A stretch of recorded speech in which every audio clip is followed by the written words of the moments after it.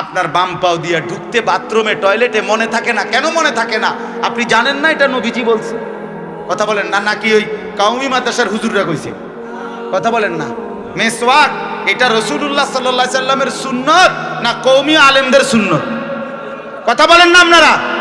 তো এটা করেন না কেন? কারে ওয়াহাবি বলেন? কারে গালি দেন? কেন গালি দেন? কি বুঝে গালি দিলেন? কেন বললেন? বলে কি অপরাধের কারণে আমি রাসূলের দুশমন হব? কেন? আমি মিসওয়াক করি এই অপরাধের কারণে না? কথা বলেন না কেন? আমি দাড়ি রাখছি দেখে এই অপরাধের কারণে?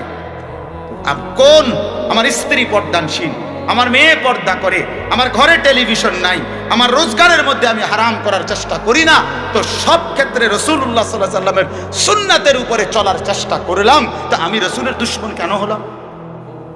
আমি বুঝাইলাম, আমি বলতে মানে আপনি যে কোনো একজন আলেমে দ্বীনকে আপনি কেন নবীর দুশমন বলবেন? এত বড় জুলুম কেন করেন? এত বড় কেন জুলুম করেন বাবা? চা দোকানে বসে একজন আলেমের বদনাম করলেন, আপনি আন্দাজ করলেন একজন আলেমের ইলমের কদর কত?